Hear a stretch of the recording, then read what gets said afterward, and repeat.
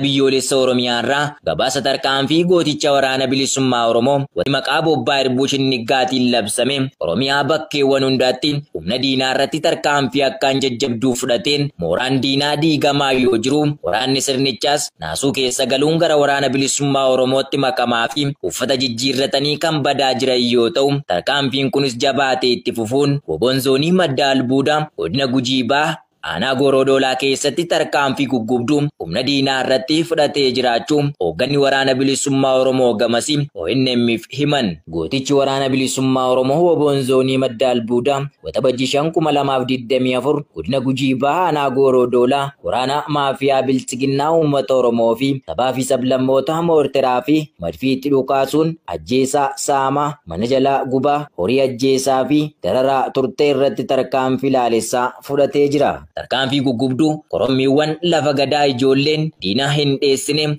waraana faashistii PP irratti roobii darbee fudhataniin loltoota 25 battalatti yommuu ajjeesan 17 madoo dandammii hin qabneen adabaniiru. Abdiin Oromoo fi Oromiyaa lola itti fufuun kaleessa waxabajjii 6 godinuma Gujii Bahaa aanaa Agaawwaayyuutti lukkeelee diinaa barcuma Abiy Ahmed ittisuuf bobbaafaman achuun kuree asuun kuree ol fiigsee gaffiisee rasaasaan akka soonsaatti hiddee kakaachisuun loltoota koloneel Abiy Ahmed warra isaan jabina isaaniin boonan 38 battalatti yommuu raajjeesu 30 ol madoo dandammii hin qabneen adabeera. Walumaa galatti lola guyyaa lamaan abbaan daabee onnataan Irbuushin Niggaa loltoota bilchiginnaa 63 ajjeesuun 47 madoo dandammii hin qabneen adabeera. Gama meeshaatiin qawwee AKM 24 PKM 2 rasaasaa fi meeshaalee garaagaraa booji'uun dantaa qabsoo bilisummaa Oromoof galii taasiseera. Mo'ichi waraana bilisummaa Oromoof Oromiyaan dhiiga ilmaan isheen ni bilisoomti. Injifannoon uummata Oromoof.